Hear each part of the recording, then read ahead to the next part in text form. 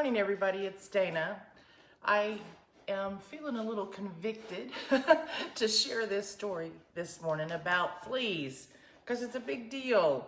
And I think there is a lot of misconception going on about the flea and tick products that we're using and how they work.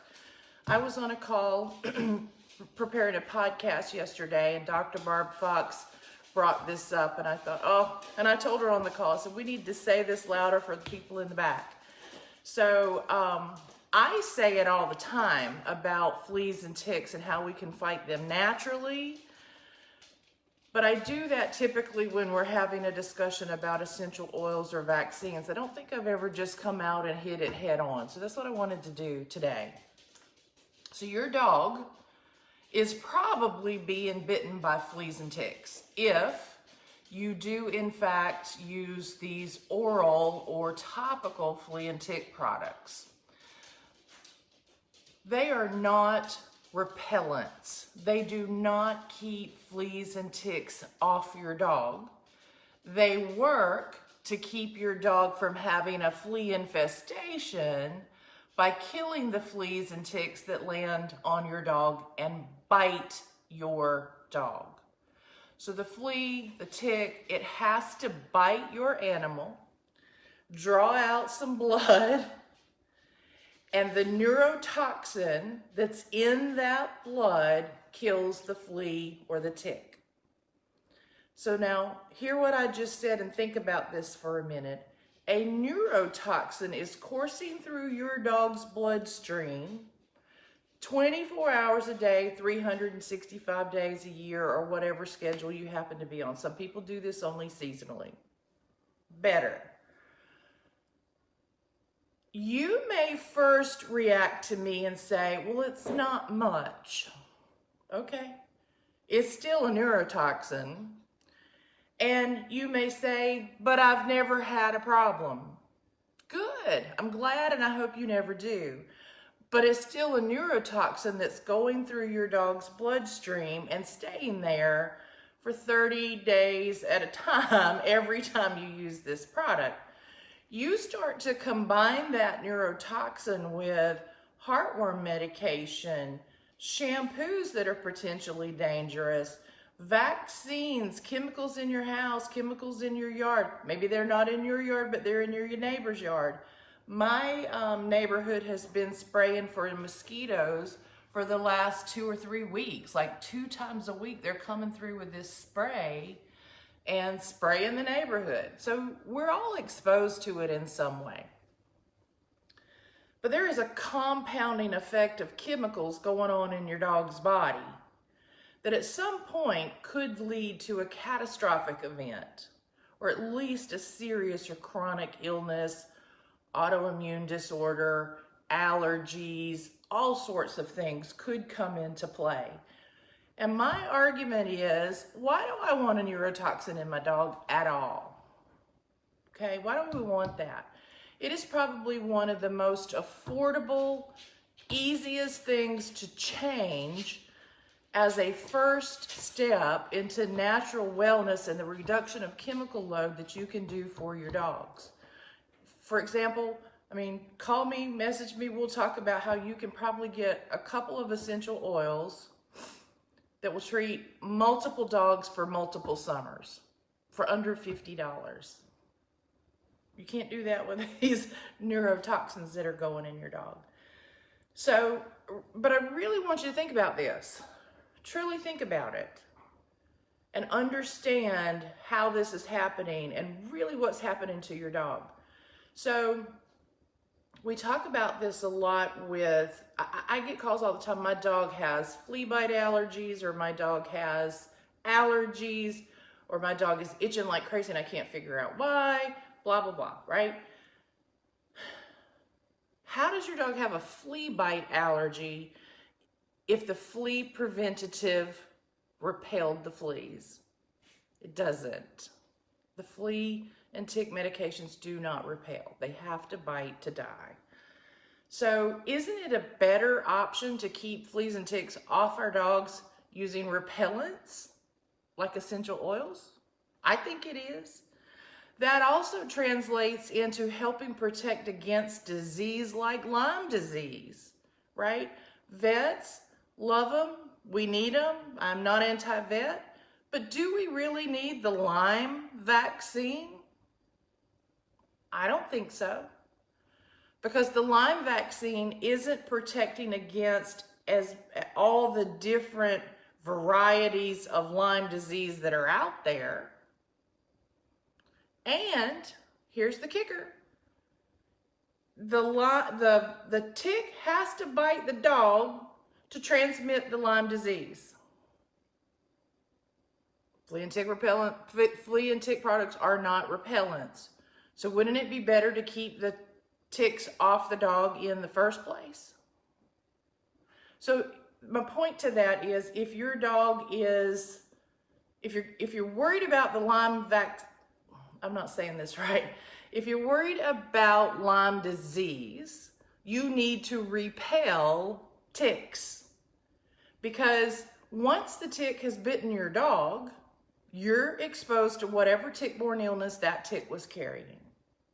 But the flea and tick products that we are using commercially prepared over the market today are not repelling ticks. The tick is still going to bite the dog. What good has that repellent done other than put a chemical toxin in your dog's body? Okay? So again, when somebody calls me and says my dog has flea bite allergies, or my dog is being bitten by fleas and the skin is all erupted, why aren't we repelling the fleas and ticks? So how do you do that? I've mentioned essential oils a couple of times, but food is also a critical factor. Natural, raw, fresh foods, or even just fresh foods, we'll take a light cook on some of them. When your dog's nutrition is healthy and optimal, fleas and ticks aren't drawn to those animals that are really with healthy skin and healthy blood and healthy everything. They're just not drawn to it. Are they drawn to you? So we can work on our yards. Like I spray my yard with cedar wood oil. I buy a big jug of it. I don't buy the best essential oil brand for spraying the yard, but I do use cedar wood oil to spray my yard. And if I need to, I'll spray the dog. So for the first year that I transitioned to a fresh food, I was really reluctant to not use a flea and tick product.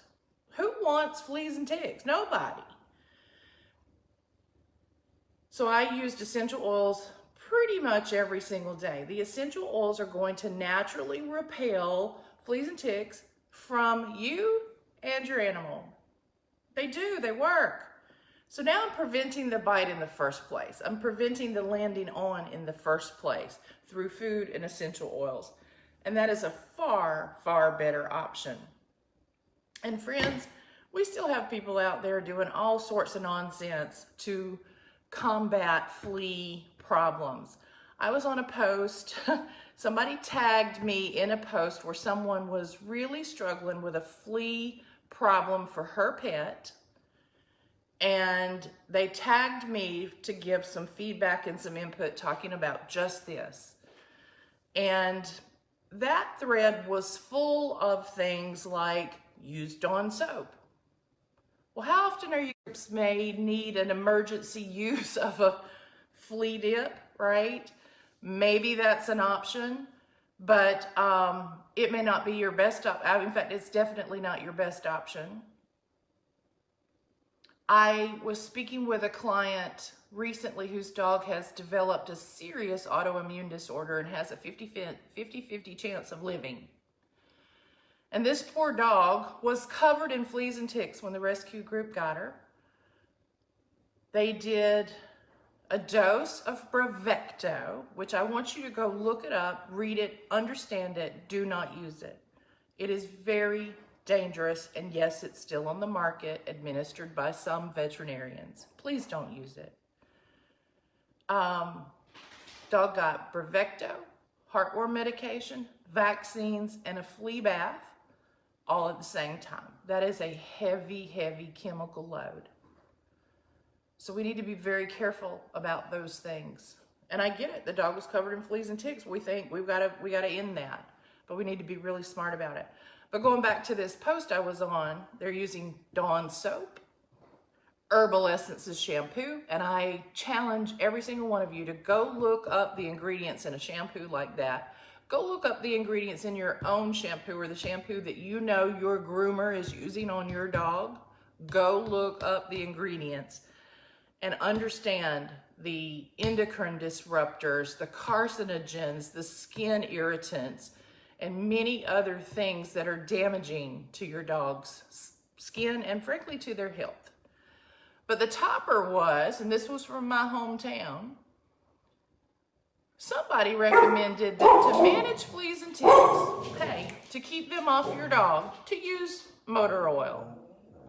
Now, most of you are going to go, well, that's stupid. Who would ever do that? Clearly, somebody's doing it. And this is people that we know, right? So we've really got to focus on education even more. But again, I know none of you are doing that. If you are, please call me and I will help you make a transition. But please understand, flea and tick products, along with many other products that we are using with our with our pets, that are sold to us by veterinarians, by mega pet retailers, by boutique retailers, marketing to us every day on the TV about cute little adorable pets that don't want to be infested with fleas. We're driven to buy those products and make sure we don't have a flea infestation. The problem is you are still getting the bite. You are still getting flea bites. You are still getting tick bites, which can transmit tick-borne illness despite the fact that you are using a flea and tick topical.